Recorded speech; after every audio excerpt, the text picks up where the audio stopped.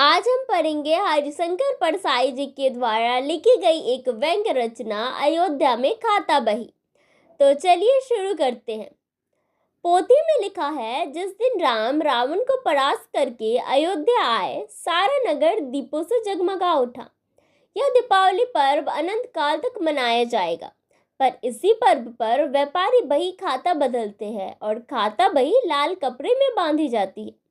प्रश्न है, राम के अयोध्या आगमन से खाता बही बदलने का क्या संबंध और खाता बही लाल कपड़े में ही क्यों बांधी जाती है? बात यह हुई, जब राम के आने का समाचार आया तो व्यापारी वर्ग में खलबली मच गई। वे कहने लगे, सेठ जी, अब बड़ी आफत है। भरत के राज में तो पोल चल गई, पर राम मर्यादा पुरुषोत्तम है, वो टैक्स की चोरी बर्दाश्त नहीं करेंगे। वे अपने खाता बही की जांच करेंगे और अपने को सजा होगी।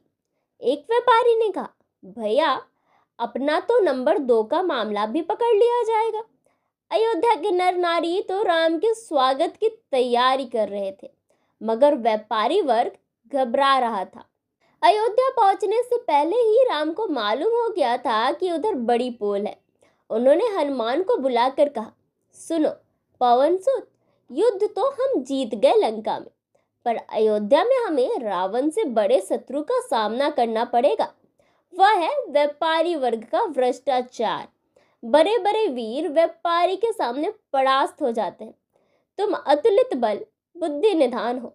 मैं तुम्हें इन्फोर्समेंट ब्रांच का डायरेक्टर नियुक्त करता हूँ। तुम अयोध्या पहुंचकर व्यापारियों की खाता बहियों की जांच करो और उनके झूठे हिसाब को पकड़ो। सख्त से सख्त सजा दो। इधर व्यापारियों में हड़कंप मच गया। कहने लगे, अरे भैया, अब तो मैं हनुमान जी इन्फोर्समेंट ब्रांच के डायरेक्टर नियुक्त हो गए। बड़े कठोर आदमी हैं। शादी ब्याह नहीं किया, न बाल न बच्चे, घूस भी नहीं चलेगी। व्यापारियों के कानूनी सलाहकार बैठकर विचार करने लगे। उन्होंने तय किया कि खाता बही बदल देना चाहिए। सारे राज्य में चैम्बर ऑफ कॉमर्स की तरफ से आदेश चला गया कि इन दीपोत्सव पर खाता बही बदल दिए जाए। फिर भी व्यापारी वर्ग निश्चित नहीं हुआ। हनुमान को धोखा देना आसान बात नहीं था। वे अलौकिक बुद्धि संपन्न थे। उन्हें खुश कैसे किया जाए, चर्चा चल पड़ी। कुछ मुट्ठी गर्म करने से काम नहीं चलेगा। वे 1 पैसा नहीं लेते। वे ना ले, पर मेम साहब, उनकी मेम साहब ही नहीं है। साहब ने मैरिज नहीं की, तो क्या करे? तुम ही बताओ क्या करे? किसी सयाने वकील ने सलाह दी, देखो, जो जितना बड़ा होता है वह उतना ही चापलूसी पसंद करता है। हनुमान जी सिंदूर शरीर पर लपेटते हैं और लाल लंगोट पहनते हैं।